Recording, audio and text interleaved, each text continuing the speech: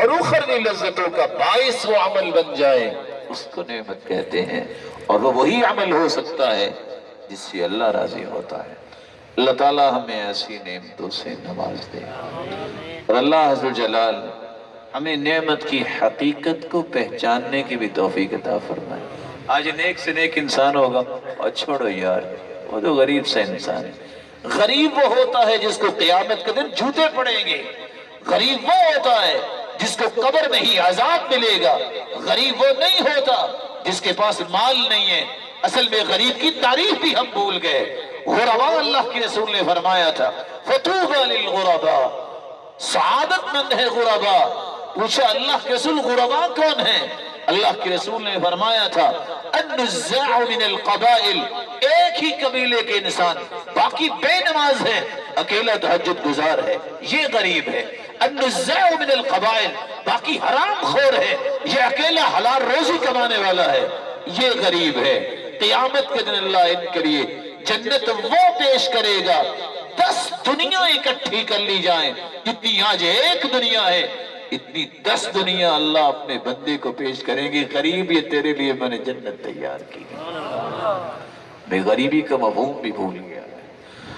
اللہ کے رسول صلی اللہ علیہ وسلم نے فرمایا تھا الذین یصلحون اذا فسد الناس، غریب ان کو کہتے ہیں جب لوگ فساد مچا رہے ہوں وہ اصلاح کی کوشش کر رہے ہیں، لوگ فساد مچا رہے ہوں وہ اصلاح کی کوشش کر رہے ہیں۔ الذین یعلمون الناس الحکمہ، غرباء ان کو کہتے ہیں جو حکمت و دانائی کو سیکھ کے لوگوں کو سکھا رہے ہوتے ہیں اور لوگ جہالت برت رہے ہوتے ہیں۔ غریب کس کو کہتے ہیں؟ جس کے پاس مال نہیں، مال تو صحابہ کے پاس بھی نہیں تھا۔ آپ ذرا تاریخ کا تو مطالعہ کریں، آج ہم نے کون سے میز بنا لیے، کون سے معیارات بنا لیے، مقاییس ہمارے کون سے بنے ہیں، تانے کیا دیتے تھے لوگ۔ آپ قرآن کو کھولیے إِلَّا الَّذِينَ هُمْ أَرَاذِلُنَا بَادِيَ الرَّأْيِ وَمَا لَكُمْ عَلَيْنَا مِنْ فَضْلٍ بَلْ نَظُنُّكُمْ كَاذِبِينَ، اور پینڈوانہ رائے رکھتے ہو تم، کوئی فضیلت نہیں ہم پہ۔ یہ مجرم کہا کرتے تھے ان لوگوں کو جو صحیح راستے پہ چلنے والے تھے کہ تمہاری ہمارے نزدیک کوئی قیمت نہیں۔ آج کے مجرم بھی یہی کہتے ہیں کہ دینداروں کی ہمارے نزدیک کوئی حیثیت نہیں ہے، یہ کوئی نئی بات نہیں ہے۔ وَاتَّبَعَكَ الْأَرْذَلُونَ، نبیوں کو لوگ کہتے تھے آپ کے ماننے والے کون ہیں؟ کہ کمزور ذلیل قسم کے لوگ۔ یہ الفاظ قرآن نے پیش کیے ہیں ان ظالموں کی طرف سے کہ وہ یہ بات کہا کرتے تھے۔ آج کیا کہتا ہے زمانے میں؟ یہ مجرموں کا کام ہے کہ دینداروں کو وہ اس لیے عزت نہیں دیتے اور نہ عزت والے سمجھتے ہیں، لیکن عزت کا مالک وہ ہے۔ عزت یہ ہے کالے رنگ کا غلام بلال ہے، موٹے موٹے ہونٹ ہے، پتہ ہی نہیں ہے کہ ان کے باپ کا نام کیا ہے، غلامی میں ہی جوان ہوئے، غلامی میں ہی بڑے ہوئے، لیکن چلتے زمین پہ تھے، ان کے قدموں کی آہٹ جنت میں سنائی دیتی ہے۔ یہ عزت ہے، آج اس عزت کی تلاش کی ضرورت ہے۔ اللہ ہمیں ایسے عزت والے بنائے کہ جس کو فرشتے دنیا میں بھی پروٹوکول دیتے ہیں اور قیامت کو بھی جنت کے دروازوں پہ سلوٹ کریں۔ رسول اللہ صلی اللہ علیہ وآلہ وسلم کو اللہ نے نعمت بنایا ہے۔ اللہ کے رسول نے صحابہ کو ایک بات سمجھائی، اور یہ بات آج کی مجلس کا پیغام سمجھیے۔ براء بن عازب رضی اللہ تعالی عنہ فرماتے ہیں من لم يعرف نعمت اللہ علیک الا فی مطعمه او مشربه فقد قل علمه وحضر عذابه۔ جس بندے کی زبان پہ تم یہ نظریہ سنو، جس بندے سے گفتگو سنو، جس کے رویہ طور طریقے سے تمہیں سمجھ آئے کہ وہ کھانے پینے کو ہی نعمت سمجھتا ہے، سمجھ لینا اس کا علم بھی ناقص ہے اور اس کا عذاب بہت قریب ہے۔ آج ہم کیا کہتے ہیں؟ شادی کی تھی، کمال کھانا دیا، اور ساتھ کیا ہوا تھا؟ ناچ ہوا تھا، ساتھ کیا ہوا تھا؟ موسیقی ہوئی تھی۔ جس کو توڑنے کے لیے محمد مصطفیٰ تشریف لائے، یہ آج مسلمان اپنی حقیقت اور ماہیت کو بھول چکا، سرور کائنات نے کہا تھا میں تو آیا ہی ان طبلوں کو توڑنے کے لیے ہوں، اور آج پہلی صف میں بیٹھنے والا شادی میں رقص کروائے اور گانے چلوائے، ایمان کیسا ہے؟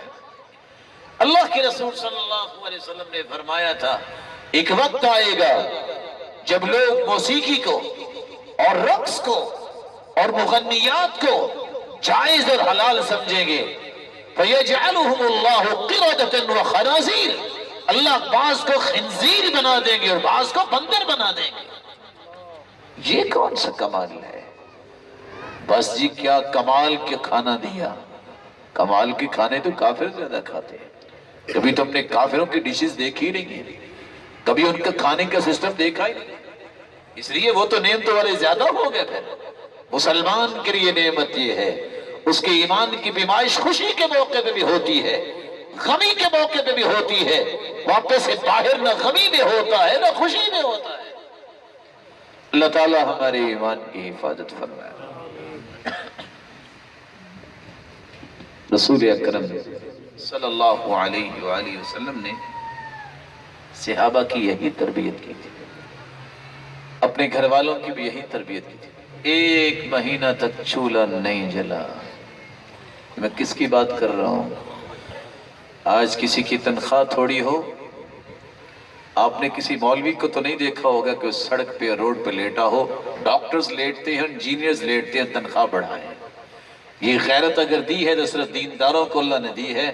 وہ کہتے ہیں بھوکے تو مر جائیں گے لیکن ہاتھ نہیں پھیلائیں گے۔ یہ غیرت پیدا ہی اس وقت ہوتی ہے جب انسان اللہ کا پیارا بنتا ہے۔ اس بندے کے 4 لاکھ تنخواہ ہے، اس کو روڈ پہ لیٹتے ہوئے حیا نہیں آتی؟ کتنے لوگ ہیں جو 4 ہزار پہ گزارا کر رہے ہیں؟ کیا قیمت ہے انسان کی اگر اس کا اللہ کے ساتھ تعلق نہیں ہے؟ کینیڈین، جاپنیز، امریکن آج کیوں سوسائڈ کرتے ہیں، کیوں خودکشی کرتے ہیں؟ کاش مسلمانوں کو سمجھ آئے آج تک کسی دیندار نے خودکشی نہیں کی۔ اس کا رب پہ ایمان اور توکل ہوتا ہے، میرا رب ضائع نہیں کرے۔ لیکن کافر سب کچھ پینے اور کھانے کے باوجود بھی کہتا ہے چین نہیں آ رہا، مر کے ہی شاید چین آ جائے، لیکن مرنے سے چین تھوڑا آتا ہے۔ وَلَوْ أَنَّنَا مِتْنَا، اگر ہم مر جاتے اور ہمیں سکون مل جاتا، لَكَانَ الْمَوْتُ رَاحَةٌ لَنَا، تو موت تو پھر ہر بندے کے لیے راحت کا سامان بن جاتی ہے۔ وَلَكِنَّنَا إِذَا مُتْنَا بُعِثْنَا، جب ہم مر گئے تو دوبارہ اٹھائے جائیں گے۔ وَنُسْأَلُ عَنْ كُلِّ شَيْءٍ، اور قیامت کو ایک ایک بارے میں سوال کیا جائے گا۔ راحت کا پتہ اس وقت چلے گا راحت کس کو کہتے ہیں۔ اللہ ہمیں یہ سارے فرق سمجھنے کی توفیق عطا فرمائے۔ آئیے آخری 2 باتیں کر کے میں بات کو ختم کرتا ہوں۔ نعمتیں انسان کے ساتھ کیسے رہتی ہیں؟ نعمتیں اس وقت تک انسان کے پاس نہیں رہتی، نعمتیں اس وقت تک انسان کو نہیں ملتی جب تک اس کے اندر تقوی نہیں آتا۔ تقوی کا معنی یہ بھی ہے حفظ النفس عما یکسب، ہر گناہ سے بچنے کی کوشش کرنا۔ تقوی سے مراد یہ بھی ہے خلی الذنوب صغیرها وکبیرها ذاک التقی، بڑے اور چھوٹے گناہ کو چھوڑ دینا تقوی ہے۔ تقوی سے مراد یہ بھی ہے الخوف من الجلیل والعمل بالتنزیل والقناعة بالقلیل والتزود لیوم الرحیل، خوف دل میں اللہ کا ہو، عمل قرآن و سنت کے مطابق، جو اللہ نے دیا اس پہ انسان قناعت اور صبر کر لے اور آخرت کی تیاری کر لے۔ لیکن تقوی کا ایک مفہوم یہ بھی ہے دوسرے کو اپنے سے اچھا سمجھنا، یہ بھی تقوی ہے۔ تقوی ہے یہ۔ آج ہم لوگوں کو حقیر سمجھتے ہیں اور اپنی حیثیت سمجھتے ہیں۔ نہ جانے جن کو میں حقیر سمجھتا ہوں آپ حقیر سمجھتے وہ ہم سے 100 گنے اللہ کے ہاں اچھے ہوں۔ اس لیے مت کسی کو حقیر سمجھے، کسی کو اپنے سے کمتر نہ سمجھے۔ اللہ ذوالجلال نے سٹیٹس کو نہیں دیکھنا، اللہ ذوالجلال نے دل اور ایمان کو دیکھنا ہے۔ اللہ میرے اور آپ کے دل اور ایمان کو خوبصورت بنا دے۔ وَلَوْ أَنَّ أَهْلَ الْقُرَىٰ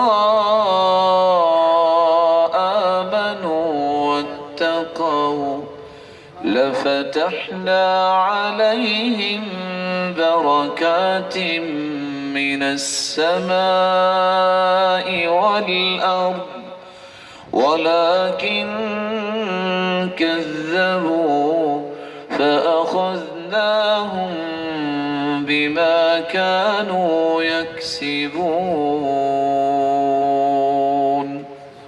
اگر بستیوں والوں کو یہ شعور آ جائے ایمان لانے کے بعد، دیہاتوں میں بسنے والے تقوی اختیار کر لیں، تو ہم زمین و آسمان کے نعمتوں کے منہ کھول دیں گے ان کے لیے، آسمانوں سے بھی نعمتیں برسیں گی اور اللہ زمین کے خزانوں کے بھی منہ کھول دے گا ان کے لیے، لیکن کب؟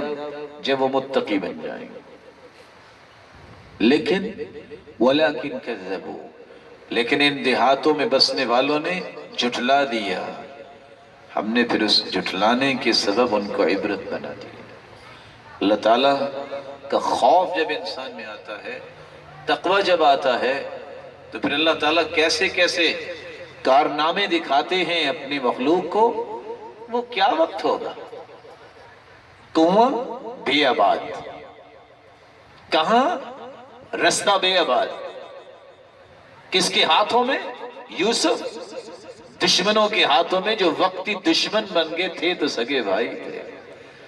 حاسد سے بڑھ کے کوئی دشمن نہیں ہوتا، اس لیے سلف کہا کرتے تھے کہ دنیا میں سب سے بڑی دشمنی اگر دیکھی جا سکتی ہے تو حسد ہو سکتا ہے۔ یہ اس وقت تک دشمنی ختم نہیں ہوتی جب تک جس سے حسد کر رہا ہے اس کو آنکھوں سے دور نہ کر دے، اس کی صلاحیتوں کو ختم نہ کر دے۔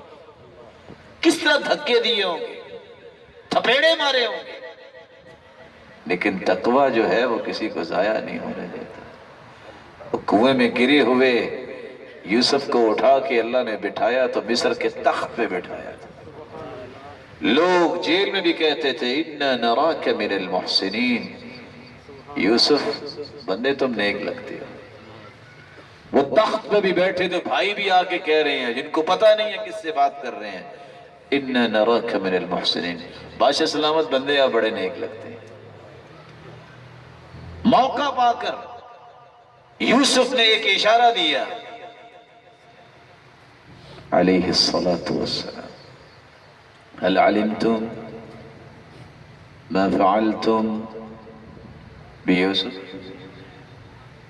جانتے ہو تم نے یوسف کے ساتھ کیا کیا؟ ہاں، بھائی پریشان ہو گیا، یہ ایسا راز تھا، یہ تو اللہ کو پتا، یہ ہمیں پتا، یہ کون ہے جس کو پتا؟ فٹ سے ایک پوچھتا ہے اِنَّكَ لَأَنْتَ یوسف، کہیں آپ یوسف تو نہیں؟ جواب کیا تھا جو میں آپ کو سنانا چاہ رہا تھا؟ قَالَ أَنَا يُوسُفُ وَهَذَا أَخِي قَدْ مَنَّ اللَّهُ عَلَيْنَا إِنَّهُ مَن يَتَّقِ وَيَصْبِرْ فَإِنَّ اللَّهَ لَا يُضِيعُ أَجْرَ الْمُحْسِنِينَ۔ میں یوسف ہوں، یہ میرے بھائی بنیامین ہے، اور سنو یہ میرے رب کا احسان ہے، میرا کوئی کمال نہیں ہے۔ اور ایک اور بات سنو، جو تقوی اختیار کرتا ہے نا، جو صبر کرتا ہے، اللہ اسے ضائع نہیں ہونے دیتا۔ میسج کنوے کیا، سب کچھ سہنے کے باوجود میسج کیا دیا ہے؟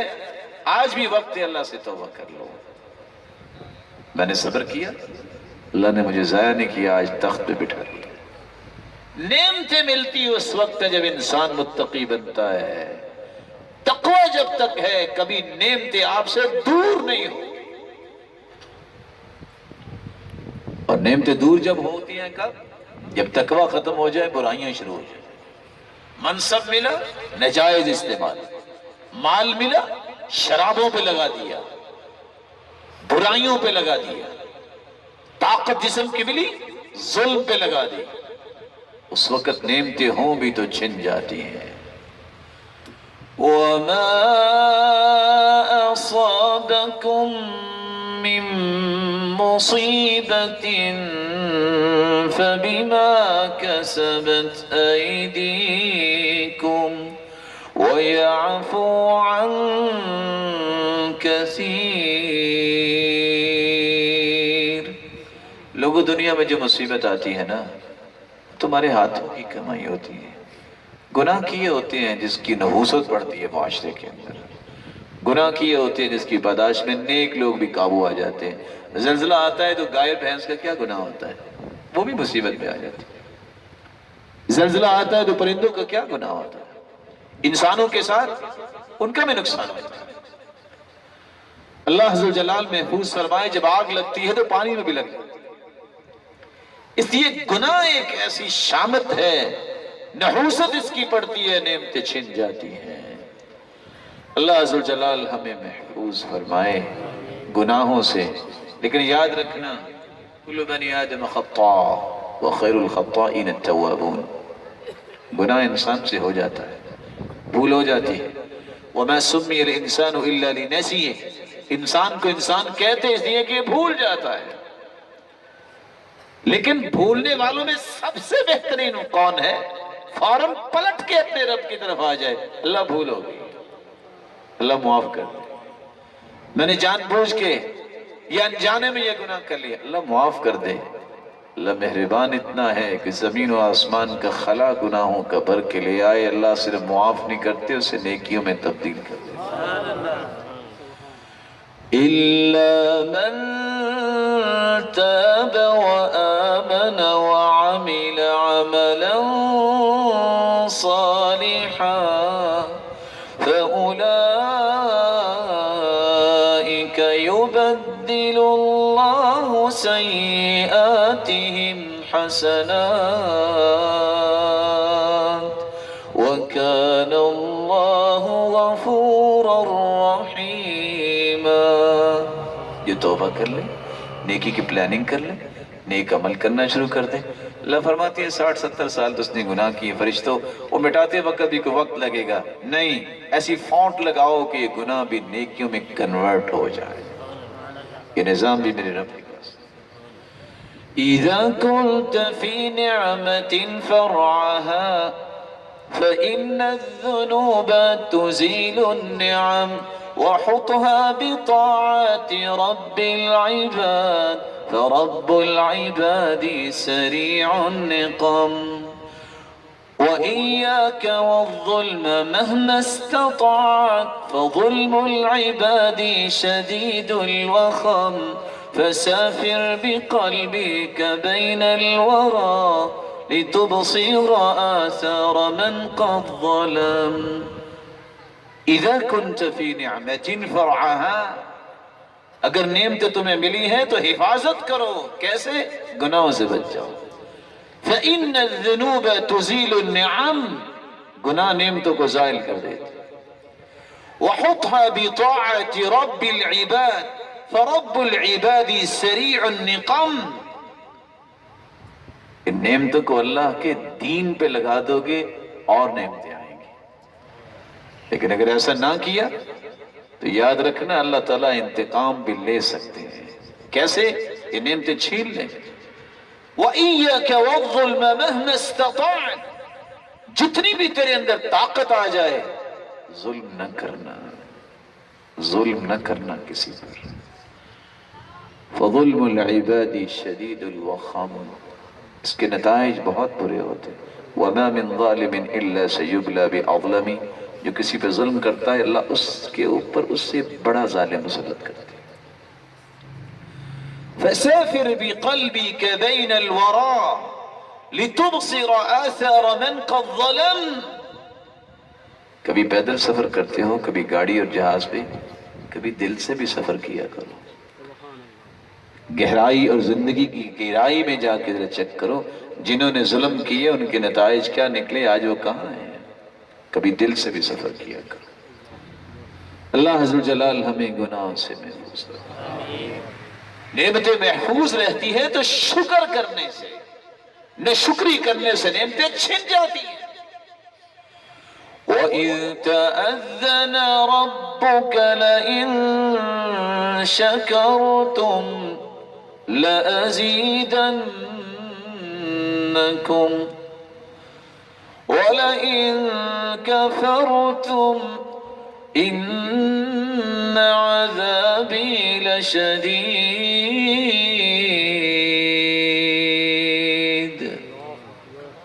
شکر کرو گے اللہ اور نعمتیں دے گا، نہ شکری کرو گے اللہ کا عذاب بڑا سخت ہے، وہ پہلی بھی نعمتیں چھین لے۔ کیسے شکر ہوتا ہے نعمتوں؟ 3 طریقے اختیار کر لو، نعمتوں کا شکر ہوگا۔ جو نعمت ملے اس کی نسبت اللہ کی طرف کرو۔ میرا اور آپ کا کوئی کمال نہیں ہے، قارون کی طرح نہ کہنا انما اوتیتہ علی علم عندی، یہ میرا لینتھ ایکسپیرینس ہے، میں نے ماسٹر کیا ہوا ہے، میں نے ایم فل کیا ہے، میں پی ایچ ڈی ہوں۔ نہیں، یو آر نتھنگ، کوئی چیز نہیں ہو اللہ کی توفیق اگر نہ ہو، تم کیا ہو؟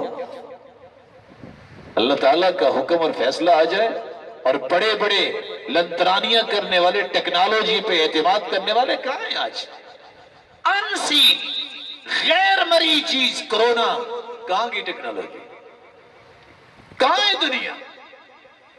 آنکھیں نکالنے والے کہاں ہیں آج؟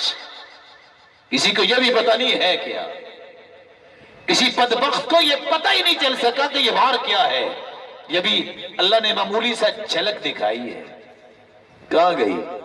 پوری کی پوری دنیا جام ہو گئے گی، اس کے پاس بڑے عذاب ہیں، اس کے پاس بڑی طاقتیں ہیں۔ مان جاؤ، جو نہیں مانتے سے منوانا آتا ہے۔ وہ چاہے تو مچھر کو بھجوا کے بھی نمرود جیسے کو سمجھا دیتا ہے کہ طاقت کس کو کہتے ہیں۔ وہ چاہے تو سمودی اور عادیوں کی طرف ہوا اور فرشتے کی چیخ سے سمجھا دیتا ہے۔ یہ کلیجے جس پہ اعتماد کر کے انسان کرتا ہے، کلیجے فرشتے کی چیخ سے پھٹ گئے تھے، 2 ٹکڑے ہو گئے تھے۔ یہ ہاتھوں میں ہاتھ ڈال کے کھڑے ہو گئے، ہوا ہمارا کیا بگاڑے گی؟ قرآن کہتا ہے کأنہم اعجاز نخل خاویہ۔ اللہ تعالیٰ نے جب انہیں برباد کیا تو لاشیں ایسے پڑی تھی جیسے کھجور کے تنے پڑے ہوتے۔ اللہ تعالیٰ کے ساتھ جنگ کی خواہش اور تمنا نہ کرو، یہ سود اللہ کے ساتھ جنگ ہے، یہ برائیوں اور اکڑنا اللہ کے ساتھ جنگ ہے۔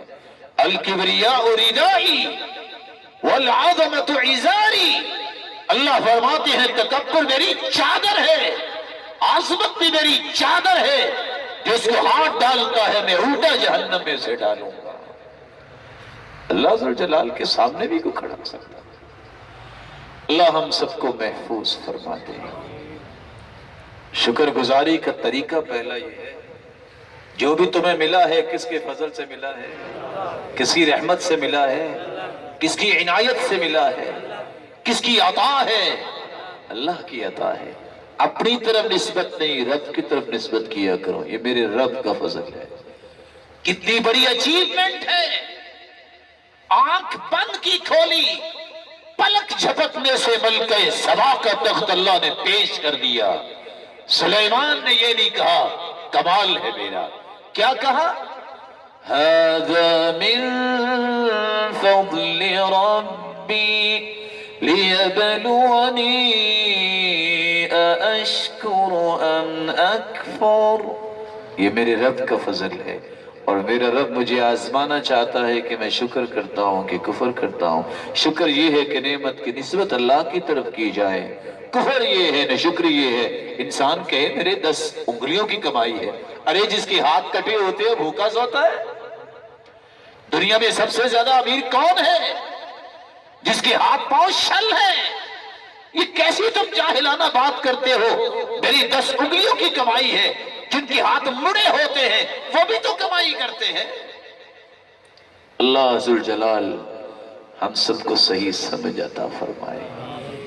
شکر کا دوسرا طریقہ یہ ہے، شکر جو نعمت ملی ہو اس کا اظہار کیا کرو۔ اللہ کا شکر بجا لایا کرو، زبان سے کہا کرو الحمدللہ الذی بنعمتی تتم الصالحات، اللہ تیری تعریفیں ہیں، جو کچھ ملا ہے تو نے عطا کیا ہے۔ شکر کرنا سیکھے تو اللہ کے رسول سے سیکھیے، کان اذا اتاہ امر یسر بہ خر ساجدا للہ، جب بھی خوشی ملتی تو اللہ کے رسول سجدہ ریز ہو جاتے ہیں۔ لمبے سجدے کرنے سے شکر ادا ہوتا ہے۔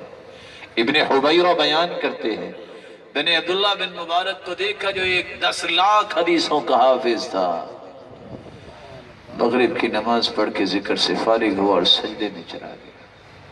میں نے کہا ابھی سر اٹھاتا ہے، ابھی سر اٹھاتا ہے۔ ادھر عشاء کی اذان شروع ہوئی، تب جا کے اس نے سجدے سے سر اٹھایا۔ اس کو کہتے ہیں شکر کرنے والا، جن کو سجدوں میں لذتیں آئیں، جن کو رکوع اور قیام میں حلاوت کی آشنائی آ جائے، اس کو کہتے ہیں یہ نعمت والا ہے، نعمت کی لذت ہے۔ نعمت کو کون پہچانے گا؟ جو عبادت میں اللہ نے لذت رکھی ہے، جو قرآن میں لذت رکھی ہے، جو اللہ نے اپنے ذکر میں لذت رکھی ہے، وہ دنیا کے کسی چیز اور کھانے میں نہیں رکھی۔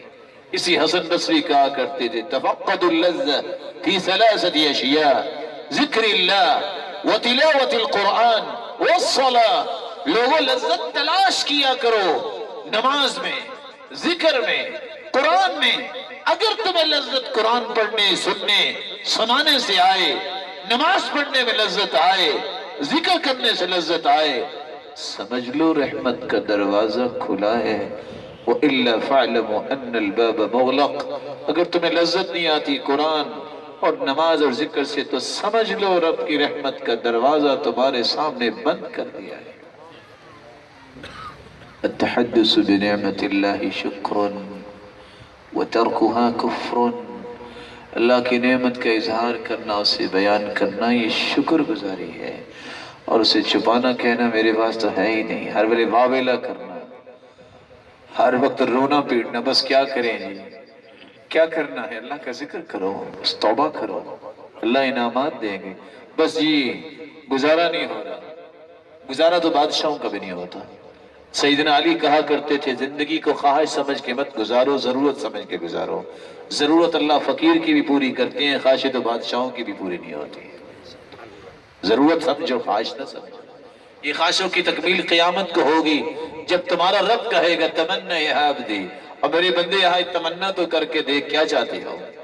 حتی تنقطع الامانی، تمنائیں ختم ہو جائیں گی۔ فَيُذَكِّرُهُ اللَّهُ سُبْحَانَهُ وَتَعَالَى، پھر اللہ یاد کروائیں گے، اور تیری تمنائیں میرے بندے ختم ہوگی، تو یہ بھی دنیا میں چاہتا تھا، اوہ اللہ مجھے یاد آ گیا، مجھے یہ بھی چاہیے، اللہ وہ بھی عطا کر دیں گے۔ جب تک تیری زبان سے نہیں نکلے گا رضیت یا رب، اللہ میں راضی ہو گیا، اس وقت تک تیرا رب تجھے انعامات دیتا ہی رہے گا، نعمتوں سے نوازتا ہی رہے گا۔ اللہ عز و جلال ہم سب کو جنت الفردوس میں جمع فرمائے۔ رسول اکرم صلی اللہ علیہ وآلہ وسلم نے جو تیسری بات سمجھائی ہے کہ نعمت کیسے اس کا شکریہ ادا ہو سکتا ہے۔ نعمت جو ملے اس کو اللہ کی اطاعت میں لگا دو، نعمت جو ملے اس صلاحیت کو اللہ تعالیٰ کی رضا میں لگا دو۔ آپ کے علم میں ہے کہ سلیمان علیہ السلام کو اللہ نے جن دیے تھے، کیا لیا تھا کام ان سے؟ یہ بندے مار دو، کیوں جی؟ کیا کیا تھا؟ حکم کیا دیا تھا سلیمان نے؟ طاقت ملی، کیا کیا؟ يَعْمَلُونَ لَهُ مَا يَشَاءُ مِن مَحَارِيبَ وَتَمَاثِيلَ وَجِفَانٍ كَالْجَوَابِ وَقُدُورِ الرَّاسِيَاتِ، مسجدیں بنوائی، مسجدوں کی محرابیں بنوائی، بڑی بڑی دیگیں بنوائی کہ لوگوں کے لیے کھانا پکا کے ان میں تقسیم کیا جائے۔ صلاحیت کا استعمال صحیح کرو، اس کے بارے میں پوچھ گچھ ہوگی۔ طاقت ہے تو کمزور کی مدد کر، طاقت ہی استعمال کر، طاقت ہے تو اسلام کی سربلندی کے لیے خرچ کر، مال ہے رب کو راضی کرنے کے لیے خرچ کر، حسن ہے اس حسن کو قیامت کے حسن کے بدلے بیچ دے، تہجدوں میں لگا دے، اللہ کے ذکر اور قرآن میں لگا دے، کوئی اور نعمت ہے اس کو اللہ کی اطاعت میں لگا دے۔ حسن بصری رحمت اللہ علیہ سے کسی نے پوچھا من اکثر الناس صراخا یوم القیامہ، قیامت کے دن سب سے زیادہ چیختا چلاتا کون ہوگا؟ انہوں نے جواب دیا تھا الذی اعطی نعم اللہ فاستخدمها فی معصیت اللہ، جس کو نعمتیں اللہ نے دی لیکن اس نے ساری نعمتیں برائی پہ لگا دی، سب سے زیادہ چیختا چلاتا یہی انسان۔ نعمت کیسے انسان کے پاس رہتی ہے؟ جب وہ اللہ کا شکر ادا کرتا ہے، جب ناشکری کرتا ہے تو اللہ نعمت چھین لیتے ہیں۔ طاقت ہو تو ظلم نہ کیجیے گا۔ ایک ظلم یہ ہے کہ اپنے آپ کو گناہوں پہ لگا رکھ رہے ہیں، یہ اپنی جان سے ظلم ہے۔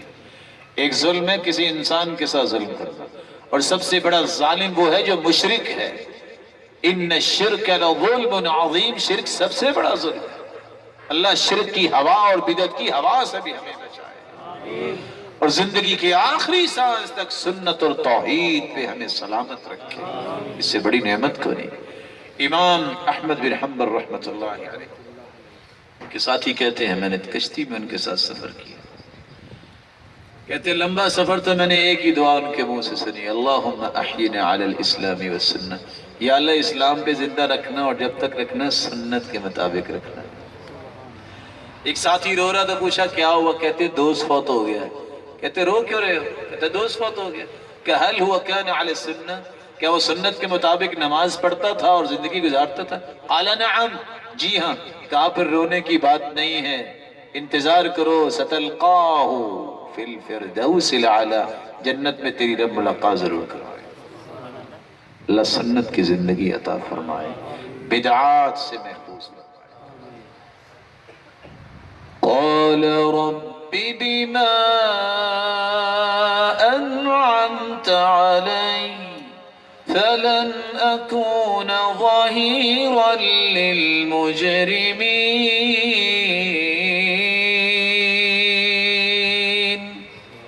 اللہ تو نے نعمتوں سے نوازا ہے، میں کسی ظالم کی مدد نہیں کر سکتا، میں مجرموں کا حمایتی نہیں بن سکتا۔ مت حمایتی بنیے، حمایتی بننا ہے تو نیک لوگوں کے بنیے۔ اللہ عز و جلال یہ شعور ہمارے اندر بیدار پیدا فرمائے۔ آخری بات، نعمت اس وقت تک باقی رہتی ہے جب اللہ سے دعائیں مانگتے رہیں، اللہ سے مانگتے رہا کرو، اللہ نعمتیں عطا فرمائے۔ اور اللہ کے رسول صلی اللہ علیہ وسلم نے فرمایا تھا اللہم ما اصبح بی من نعمہ او بأحد من خلقک فمنک وحدک لا شریک لک فلک الحمد ولک الشکر۔ اللہ جو تو نے مجھے دیا ہے، یہ دنیا کو دیا ہے، تو نے ہی دیا ہے۔ اللہ تو ہی شکر کے لائق ہے، تو ہی تعریف کے لائق ہے، کیونکہ نعمت تو نے ہی دی ہے۔ اور یہ دعا کرنی چاہیے جو رسول اللہ صلی اللہ علیہ وسلم کیا کرتے تھے، اللہم انی اعوذ بک من زوال نعمتک وتحول عافیتک وفجاءت نقمتک وجمیع سخطک۔ اللہ میں تیری پناہ میں آتا ہوں، میں اپنے آپ کو تیرے حوالے کرتا ہوں، جو نعمتیں دی ہیں مجھ سے چھیننا نہیں۔ اللہ مجھے عافیت سے نوازا ہے، بیماریوں سے بچائے، یا اللہ میری عافیت کو مجھ سے چھیننا نہیں۔ میں کمزور ہوں، مجھے معاف کر دے، عافیت میں رکھ۔ اللہ اچانک سے کوئی مصیبت نہ آ جائے، اللہ ناراضگی میرے ساتھ نہ کرنا، تو راضی رہنا۔ جب تو راضی رہے گا تو مجھے کسی کی ناراضگی کی پرواہ نہیں۔ وَلْيَرْضَ مَنْ يَرْضَ وَلْيَسْخَطْ مَنْ يَسْخَطْ إِذَا رَضِيَ مَنْ فِي السَّمَاءِ۔ جس کا رب راضی ہے، دنیا اس پہ راضی ہو یا ناراض ہو، اسے کوئی پرواہ نہیں ہوتی۔ اللہ عز و جلال ہم سب کو نعمتوں سے نوازے اور اس کی حفاظت فرمائے۔ یاد رکھنا، نعمت کو اگر مستحق لوگوں تک نہ پہنچایا جائے تو اللہ اس نعمت کو بھی چھین لیتے ہیں۔ کیسے نعمت چھن جاتی ہے؟ اللہ نے مال دیا ہے، جوڑتے رہو، بس جوڑتے رہو، نہ فقیر کو دو، نہ مسکین کو دو، نہ اللہ کی راہ میں دو، بس جوڑی جا رہا ہے۔ آپ نے ایک لفظ سنا ہوگا، دینار، سنا ہوا؟ مالک بن دینار جس طرح دینار بہت مہنگا ہے، مالک بن دینار کی باتیں بھی بڑی مہنگی ہوتی ہیں۔ وہ کہا کرتے تھے دینار دو چیزوں کا مجموعہ ہے، دین نار، حلال کا ہو تو دین، یہ پیسہ اور دینار حرام کا ہو تو پھر صرف کیا ہے؟ نار۔ آ گئے درہم، درہم، در دری، دو چیزوں کا مجموعہ۔ حلال کا ہے تو بلند ستارے کی طرح انسان بلندی پہ رہتا ہے زندگی اور آخرت میں، حرام کو تو ہم اور غم دنیا میں بھی سامنے آتے ہیں اور قیامت کو بھی ہم اور غم میں پھنس جائے۔ یہ وہ مالک بن دینار ہے، سفید داڑھی ہے، بھانجا چھپ کے دیکھتا ہے میں آج رات دیکھوں کہ اس کی رات کیسے ہے۔ عشاء کی نماز پڑھ کے آتے ہیں، دروازہ بند کرتا ہے، مصلی بچھاتا ہے اور رونا شروع کر دیتا ہے۔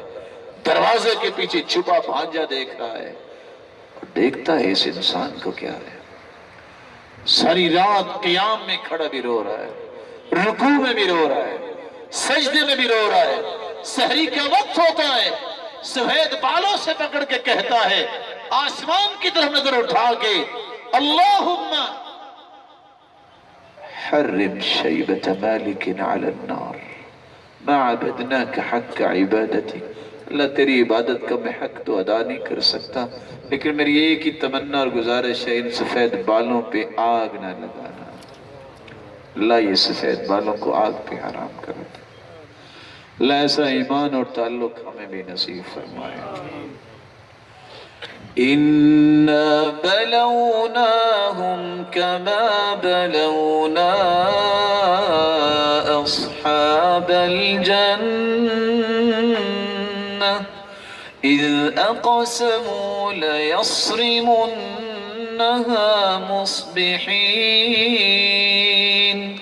وَلَا يَسْتَثْنُونَ فطاف عليها طائف من ربك وهم نائمون فأصبحت كالصريم فتنادوا مصبحين أن اغدوا على حرثكم إن كنتم صارمين وغدوا على حرد قادرين فانطلقوا وهم يتخافتون ألا يدخلنها اليوم عليكم مسكين وغدوا على حرد قادرين فلما رأوها قالوا إنا لضالون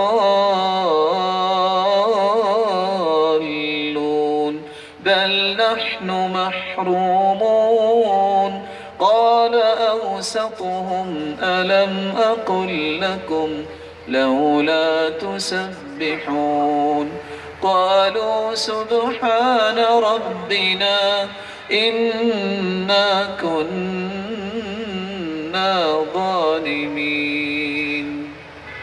صنعاء یمن کے اندر مشہور زمانہ باپ مسکینوں اور فقیروں کو محروم نہیں کیا کرتا تھا۔ بیٹے تھے، دیکھتے تھے جو پھل آتا تقسیم بھی ہوتا، باغ بڑھتا ہی جا رہا تھا۔ باپ فوت ہو گیا، جوانوں کی جوانی قابو میں نہ رہی، کہتے ہیں ہمارا باپ تو تقسیم ہی کرتا تھا، نقصان ہی ہو گیا۔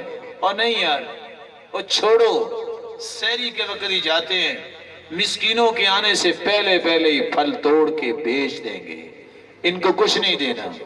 بدنیتی آئی، خود سے باطن آیا، اللہ کی نعمت اللہ کو بھول گئے، دی اللہ نے نعمت کو بھی بھول گئے۔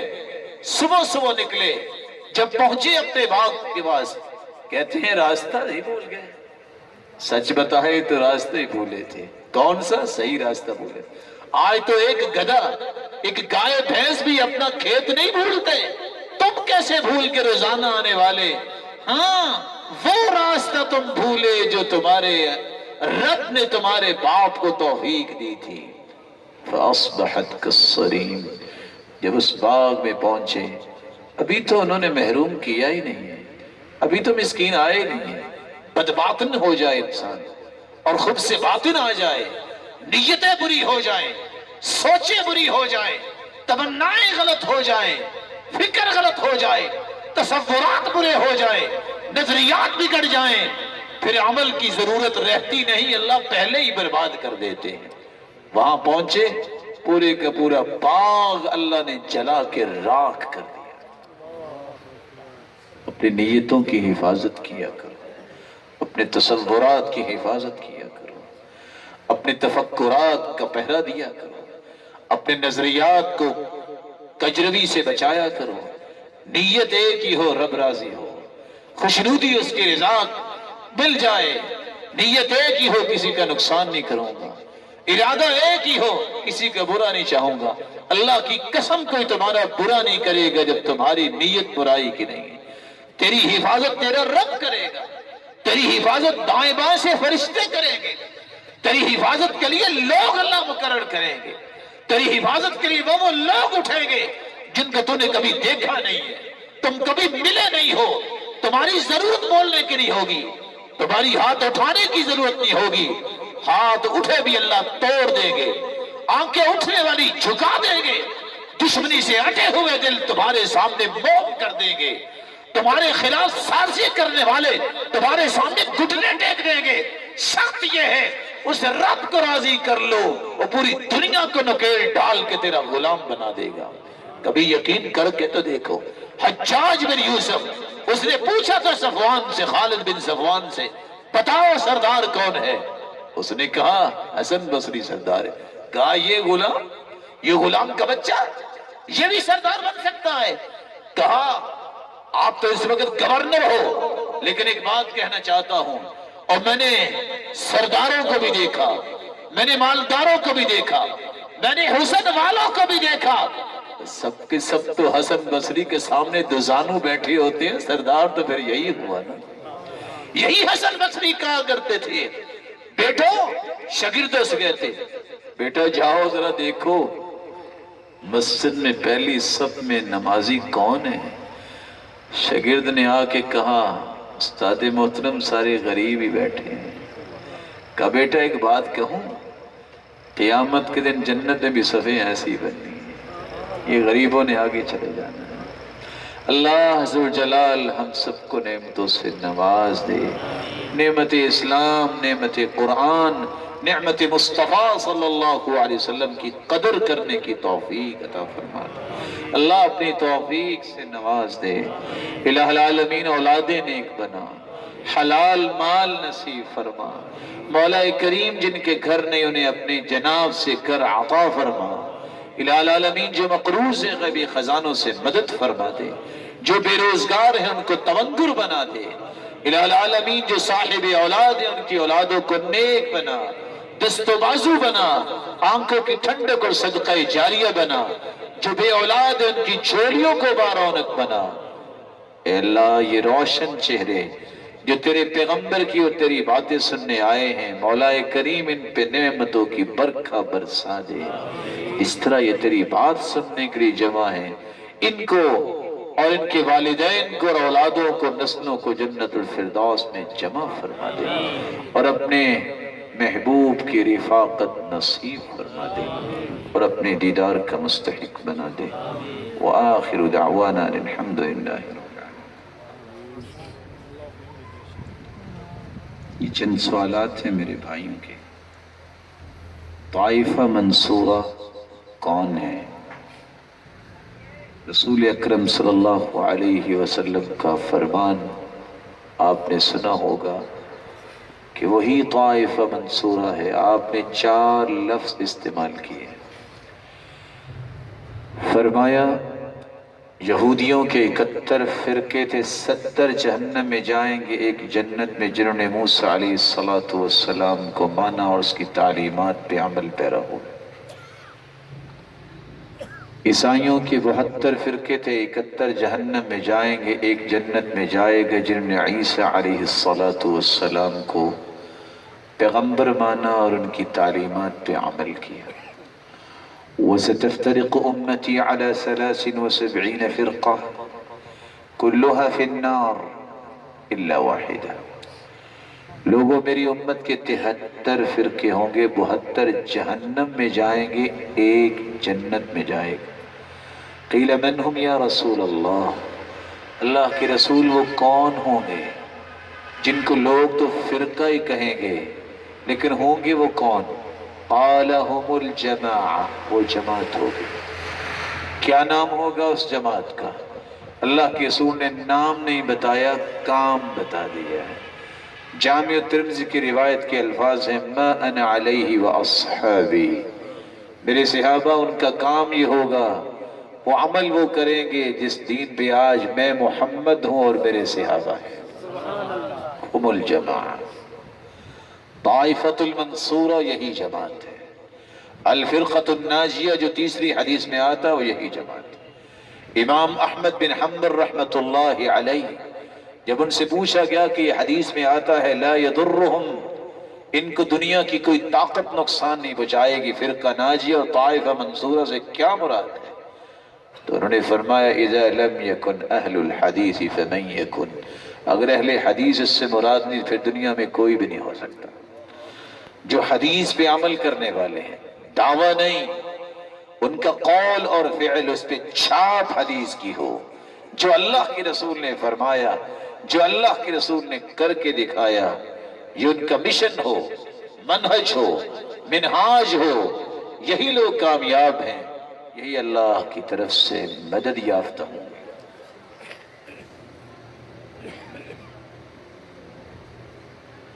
وہ لوگ جو فیصلے نہیں کرتے اس چیز کے مطابق جو اللہ نے نازل کیا، اس آیت کی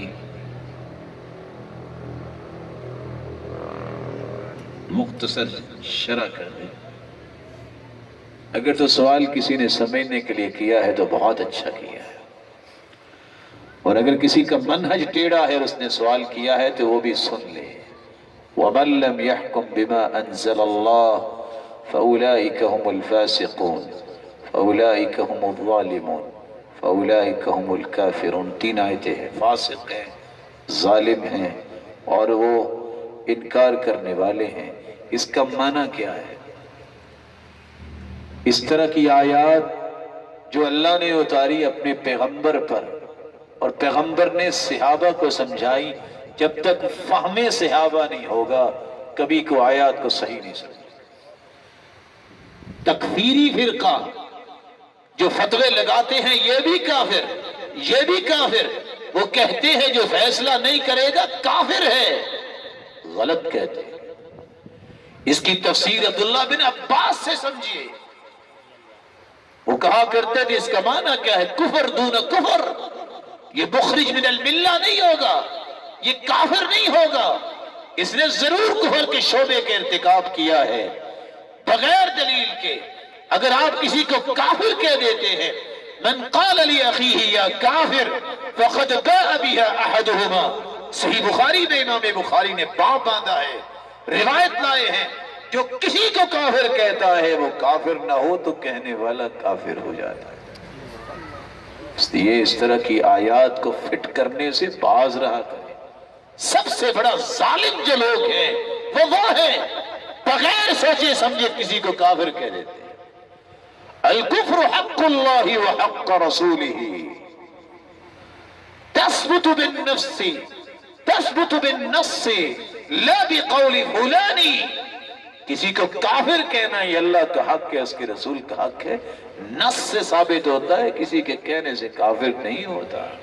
اللہ تعالیٰ ایسے فرقے سے محفوظ فرمائے۔ یہ دنیا کے اندر مسلمانوں کی گردنیں جھکانے کے لیے ظالم یہ اٹھے تھے، آج جب اٹھے تھے علماء نے اس وقت ہی کہا تھا، کیا کہا تھا؟ آج مجھے وقت یاد آتا ہے جب مدینہ طیبہ میں مسجد نبوی میں بیٹھے محدث مدینہ نے ان سے سوال کیا گیا کہ ایک اٹھا ہے اور وہ بیعت لے رہا ہے، آپ جانتے ہیں کس نے بیعت لی اور کنہوں نے بیعت کی اور دنیا میں کیا کچھ ہوا؟ تو عالم عالم ہی ہوتا ہے، عالم جذباتی نہیں ہوتا، عالم دلائل اور نصوص میں فیصلے کرتا ہے۔ انہوں نے کہا تھا وَضَعَ الشَّيْطَانُ يَدَهُ فِي يَدِ شَيْطَان، شیطان نے شیطان کے ہاتھ پہ بیعت کر لی ہے۔ اور آج آپ نے دیکھا ان ظالموں نے مسلمانوں کو ہی ذبح کیا ہے، مسلمانوں کو ہی مارا ہے، نہ ان کے ہاتھ سے یہودی مرا نہ کوئی عیسائی مرا ہے۔ اب یہ نہیں کہتے کہ یہودیوں عیسائیوں کے ساتھ اس طرح وہ کرے، نظام کے تحت ایک کام ہونا چاہیے، لیکن دکھ پہنچایا ہے تو مسلمانوں کی اور خارجیوں کی نشانی یہ ہے کہ مسلمانوں کو ہی ذبح کرتے ہیں، وہ کبھی غیر مسلم کی طرف نہیں جاتے۔ اور وہی تکفیری فرقہ جو جگہ جگہ پہ سرایت کرتا ہے، اللہ ان کی شر سے محفوظ فرمائے۔ اور سچ کہا تھا خارجیوں کے بارے میں اللہ کے رسول نے، کلاب النار، یہ جہنم کے کتے ہیں، جو ان کو مارتا ہے وہ شہید ہوتا ہے، جو ان کے ہاتھ سے دنیا سے چلا جاتا ہے، جو ان کو مارتا ہے وہ غازی بنتا ہے، اور یہ جہنم میں جائیں گے، جو ان کے ہاتھ سے اللہ کے پاس چلا جاتا ہے وہ شہید ہوگا۔ قرآن مجید میں اولاد کو فتنہ کہا گیا جبکہ بیٹی کو رحمت کہا گیا ہے، یہ تو متضاد ہے، اس کی وضاحت فرمائیں۔ اگر تو کسی نے سمجھنے کے لیے سوال کیا ہے تو بڑا اچھا، اور اگر کسی کی نیت میں فطور ہے، وہ منکر حدیث ہے، وہ ظالم قرآن کو قرآن سے ٹکرانے کے لیے سوال کرتا ہے، تو وہ بھی سن لے، ان القرآن یصدق بعضہ بعضا، قرآن کا ایک حصہ دوسرے کی تصدیق کرنے آیا ہے، وَلَا يُكَذِّبُ بَعْضُهُ بَعْضًا، ایک دوسرے کا انکار کرنے نہیں آیا۔ اللہ ذوالجلال نے المال والبنون زینت الحیات الدنیا، مال و دولت کو اور اولاد کو دنیا کی زینت کہا ہے۔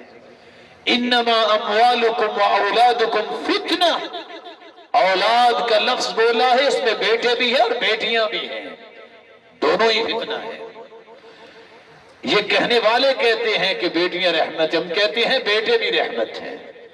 ہاں، کہنے والے نے یہ کہا البنون نعمہ والبنات حسنات واللہ یحاسب علی النعم ویجازی بالحسنات، بیٹے نعمتیں ہیں اور بیٹیاں نیکیاں ہیں، نعمتوں کا حساب لیا جائے گا اور نیکیوں کا تو بدلہ ملے گا۔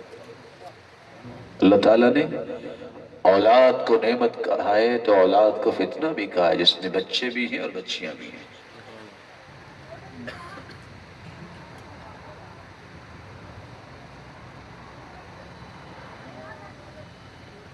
کیا ملوکیت اسلام کا نظام ہے تو کیسے ہے؟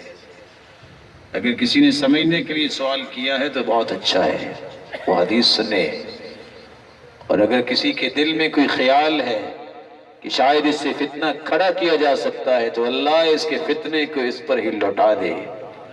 رسول اکرم صلی اللہ علیہ وسلم نے فرمایا تھا الخلافۃ فی ثلاثین، خلافت 30 سال تک رہے گی، ثم یکون بعد ذلک الملک، اس کے بعد بادشاہت آئے گی، ثم یکون ملکا عاضا، پھر چبا دینے والی بادشاہت آئے گی۔ یا رب کے 3 باتیں سمجھیں۔ پہلی بات، خلافت 30 سال ہو چکی، رسول اللہ صلی اللہ علیہ وسلم کے صحابی ابو بکر، عمر، عثمان و علی، 2 سال تک ابو بکر رضی اللہ عنہ، 10 سال تک عمر رضی اللہ عنہ، 12 سال کے لگ بھگ عثمان رضی اللہ تعالی عنہ، 4 سال کے قریب سیدنا علی رضی اللہ عنہ۔ کتنے سال ہوئے؟ ہاں، یجبر الکسر 6 ماہ تک سیدنا حسن رضی اللہ تعالی عنہ نے بھی خلافت سنبھالی، اور پھر وہ کردار ادا کیا جب اللہ کے رسول نے حسن کو بٹھا کے کہا تھا ان ابنی ھذا سید، ان ابنی ھذا سید، یہ میرا بیٹا حسن سردار ہے، اللہ اس کے ذریعے 2 مسلمانوں گروہوں کے درمیان صلح کروائیں گے۔ پھر اترے تھے حسن، مدینہ میں دعوت دی تھی سیدنا معاویہ کو، جس کے بارے میں اللہ کے رسول کی زبان اطہر نے دعا کی تھی، اللہم علمہ الکتاب وقہ العذاب، اور دوسری روایت اللہم اجعلہ ہادیا مہدیا واہد بہ، اللہ معاویہ کو لکھنا بھی سکھا، حساب و کتاب بھی، اور اسے عذاب سے بھی بچا، اسے ہدایت یافتہ بنا، اور اللہ اس کے ذریعے امت کو ہدایت عطا۔ حسن اپنے ممبر سے اترے تھے رضی اللہ عنہ، آگے بڑھ کے سیدنا معاویہ کا ہاتھ پکڑا تھا، کہتا آؤ اس ممبر پہ تشریف رکھیں جس ممبر پہ میرے باپ بیٹھا کرتے تھے۔ خلافت جو اللہ کے رسول صلی اللہ علیہ وسلم نے فرمائی تھی، وقت گزرا، بادشاہت کا دور آئے گا، پھر اس کے بعد یہ سلسلہ چلتا رہے گا۔ دوسری بات اور سمجھنے والی ہے، کچھ لوگ آج بھی تڑپتے ہیں کہ خلافت آئے، تڑپ بہت اچھی ہے، لیکن خلافت اس وقت ہی آئے گی جس کو مہدی کی خلافت کہتے ہیں۔ خلافت کے لیے بیعت لے لینا کہ میں خلیفہ ہوں، میں خلافت برپا کروں گا، یہ وہ سارے کے سارے رویے ہیں، دلائل جن کا ساتھ نہیں دیتے۔ حدیث کے الفاظ مہدی یصلحہ اللہ فی لیل، دنیا میں کوئی جانتا نہیں ہوگا، ایک رات میں اللہ اسے اس قابل بنائیں گے کہ وہ دنیا میں انقلاب برپا کرے۔ بادشاہت کو بہتر کرو، نظام کو بہتر کرو۔ اگر تم فساد مچانے کے لیے لفظ استعمال کرو کہ خلافت آنی چاہیے، حکومتیں توڑو، فساد مچاؤ، اس فساد کی اسلام نے اجازت نہیں دی۔ اور تیسری بات یاد رکھیں، سرکل آف کمپیٹنسی کو کبھی نہ چھوڑا کریں۔ ایک دائرہ ہے، عوام کا ایک دائرہ ہے، علماء کا ایک دائرہ ہے، حکومت کا ایک دائرہ ہے، کبھی اپنے دائرے کو کراس نہ کیا کریں۔ فساد کب ہوتا ہے؟ جب آپ سرکل آف کمپیٹنسی کا خیال نہیں کرتے۔ حدیث سنیں، من رأى منکم منکرا فلیغیرہ بیدی، جب بھی کوئی برائی دیکھو ہاتھ سے روکو، فإن لم يستطع فبلسانہ، ہاتھ سے نہیں روک سکتے زبان سے روکو، فإن لم يستطع فبقلبہ، زبان سے نہیں تو دل سے روکو۔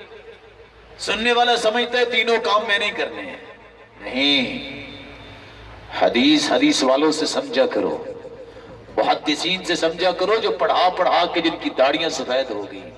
کتابوں سے اگر پڑھ کے دین آ جاتا تو لائبریریوں والے سب سے بڑے عالم ہوتے، مکتبوں والے سب سے بڑے علامہ ہوتے۔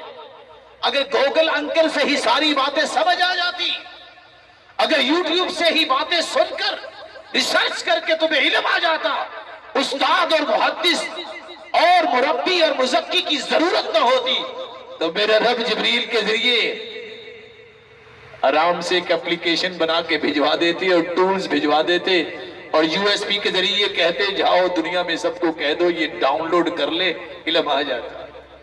استاد کے بغیر علم نہیں آتا۔ رائے پالش ہوتی ہے، تصورات کی اعوجاج ختم ہوتی ہے، استاد کرتا ہے۔ اور میری اپنے بھائی کی ایک بات یاد رکھیے گا، دنیا کے کسی فطرے کا